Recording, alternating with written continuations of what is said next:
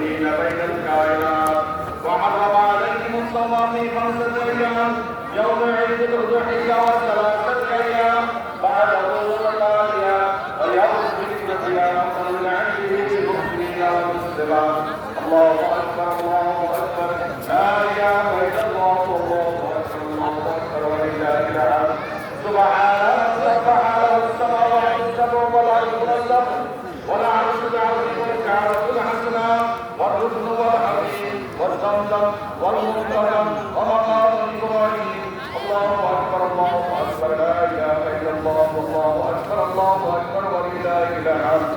سبحان من تقدم ذاته عن التسبيح والتمثيل. سبحان من تنزه صفاته عن التغيير والتبديل. سبحان من تعسف على البرايا بالكرم والجود وتكفل بألطاف العباد لأنه الملك المعبود. ونشهد أن لا إله إلا الله وحده لا شريك له ونشهد أن محمدا عبد الله ورسوله. الله أكبر الله أكبر لا إله إلا الله الله أكبر الله أكبر ولله الحمد. أوصيكم أيها الناس اعملوا أن الله تعالى فرض عليكم الحج بشرط الاستطاعة وأوجب الأضحية لطفا وكرامة وجعلوها براقا وهدية ليوم الحسرة والندامة.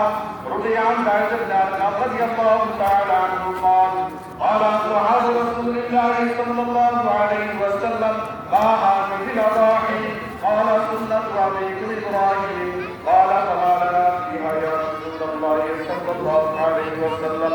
قال بكل شعرة حسنة سمنوا ضحاياكم فإنها لا صراط مطاعكم ولا تذبحوا عجفا ولا عرجا ولا عورا ولا مقبولة الوطن ولا واحدة وعن كل واحد منكم شاة سواء كانت ذكرا أو أنثى أو سبع البقر أو الإبل. الله أكبر الله أكبر لا إله إلا الله الله أكبر الله أكبر ولله الحمد. وكبروا عقب الصلاة المفروضة على الفجر عرفة إلى عصر الثالث من أيام التشريق. بارك الله لنا ولكم في القرآن العظيم. أعوذ بالله من الشيطان الرجيم. لن ينال الله لحومها ولا دماؤها ولكن يناله التقوى منكم.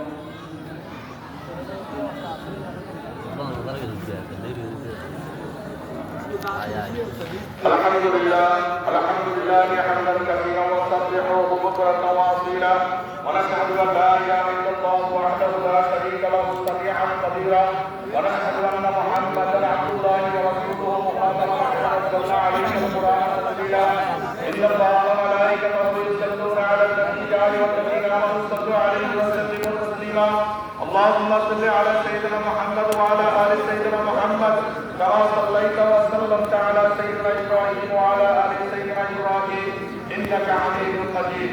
خصوصا من على فعل صالح النبوة أمير المؤمنين سيدنا أبو بكر الصديق النبي رضي الله تعالى عنه وعلى الفارق بين الباطل والصواب أمير المؤمنين سيدنا أبو بكر رضي الله تعالى عنه وعلى فتى المصطفى صاحب الرضوان أمير المؤمنين النورين والصالح رضي الله تعالى عنه وعلى عدم المسلمين رضي الله الغالب أمير المؤمنين فتى المصطفى سيدنا علي بن أبي طالب رضي الله تعالى عنه وعلى الأزواج المطهرات للنبوة وعلى بدعة الرسول سيدة النساء الجنة فاطمة رضي الله تعالى عنهن وعلى ولدي السيدين سيدي سلطان الجنة الحسن والحسين رضي الله تعالى عنهما وعلى النبي صلى الله عليه وسلم المعظمين عند الناس الشهيد بيعود الحمزة وأشرف مقام رضي الله تعالى عنهما وعلى تمام العشرة المبشرة والتابعين ومن تابعهم أجمعين وعلى المشرفين بالإسلام إلى يوم الدين رضوان الله تعالى عليهم أجمعين.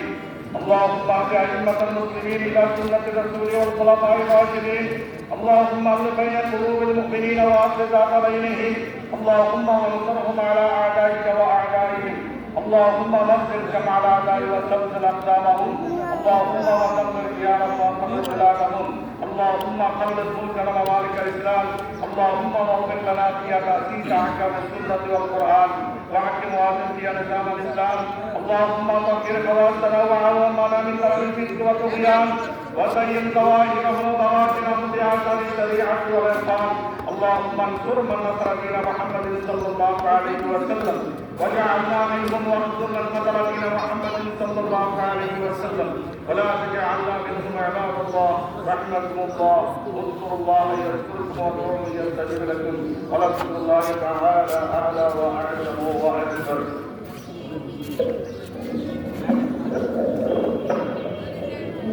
بسم الله الرحمن الرحيم إن الله وملائكته يصلون على النبي يا أيها الذين آمنوا صلوا عليه وسلموا تسليما اللهم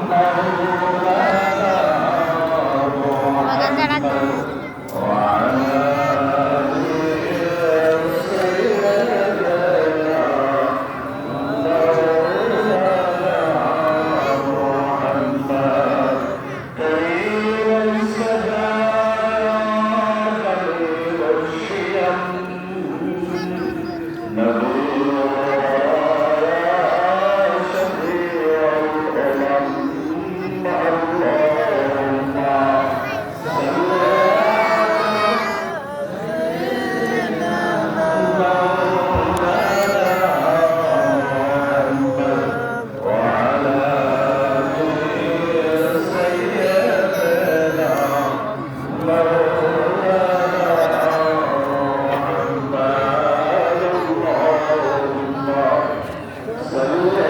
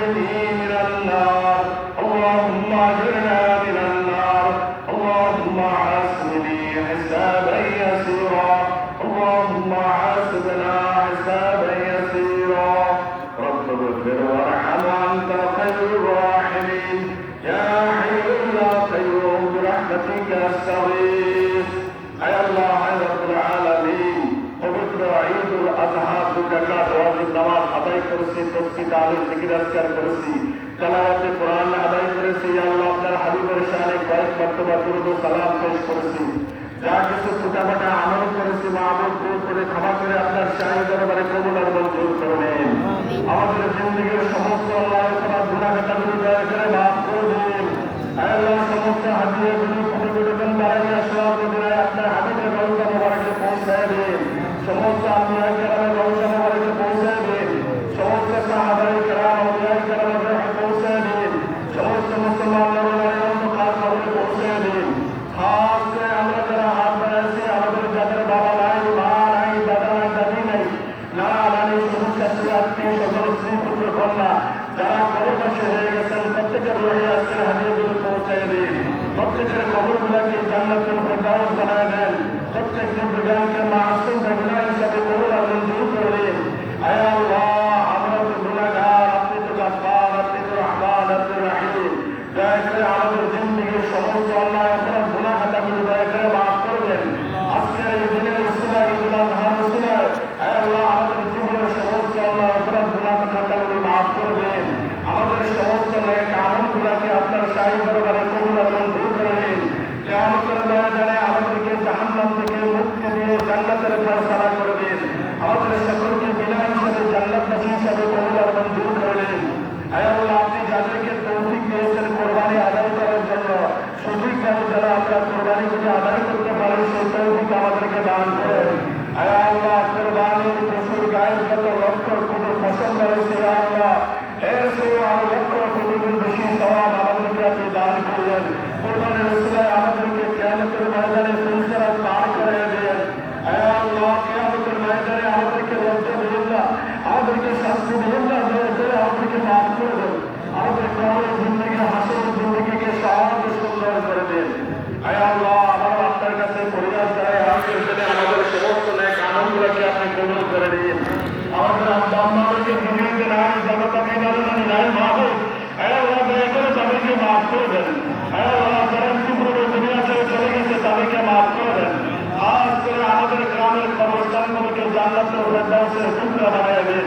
আয় আল্লাহ, শামসুদ্দাহকে আপনি মাফ করে দেন, তাকে বিনা হিসেবে জান্নাতবাসী হিসাবে কবুল আর মঞ্জুর করে দিন। আরো যারা মৃত্যুবরণ করেছে আল্লাহ, প্রত্যেককে দয়া করে আপনি মাফ করে দেন। আল্লাহ, প্রত্যেকের উপরে খাস রহমত নাযিল করেন, বিনা হিসাবে জান্নাতবাসী হিসাবে কবুল আর মঞ্জুর করে দিন। আয় আল্লাহ, এই ঈদগাহে যত মা বোনেরা এবং ভাইরা মুরব্বিয়ানে কেরামরা নামাজ আদায় করেছে আল্লাহ, প্রত্যেককে আপনি মাফ করে দেন। বিশেষ করে মা বোনদেরকে আপনি মাফ করে দেন, তাদের সন্তান সন্তানদেরকে আপনি মাফ করে দেন, তাদের পারিবারিক শান্তি আপনি দান করেন, যত অশান্তি আছে আপনি দূর করে দেন। আল্লাহ, মা বোনদেরকে আপনি আলী হিসাবে কবুল আর মঞ্জুর করে দিন, নেক বান্দি হিসাবে আপনি কবুল করে দিন। রানা মুসলিমের সাথে মরিয়ম আলাইহিস সালামের সাথে তাদের হাসর নাসর করা হয়ে আল্লাহ। আল্লাহ, সমস্ত মা বোনদেরকে আপনি মাফ করে দেন। আল্লাহ, আমাদেরকে মাফ করে দেন। এই ঈদগাহে যারা আজকে হাত বাড়াইছে আমাদেরকে মাফ করে দেন। আল্লাহ, ঈদগাহে অনেকেই কাউসার পাঠার এসে অনেকে বিভিন্নভাবে সহযোগিতা করতেছেন। আল্লাহ, এই চেয়ার, এই মিম্বার এবং তার ফলে যারা সহযোগিতা করেছেন, ঈদগাহ সাধারণত যারা সহযোগিতা করেছেন আল্লাহ, প্রত্যেককে আপনি মাফ করে দেন। উপযুক্ত যারা দান করেন, আজকেও যারা দান করেন আল্লাহ, যারা রসিলায় প্রত্যেকের জীবনের আল্লাহ অপরাধগুলি আপনি মাফ করে দেন। দেশে বিদেশে যারা কর্মরত আছে আল্লাহ, বাবা মুসিবত থেকে হেফাজত করেন, সুখ শান্তি মতো চাকরি বাকরি করতে পারে, যে যেখানে আছে আল্লাহ, প্রত্যেকের উপরে আপনি খাস রহমত নাযিল করেন।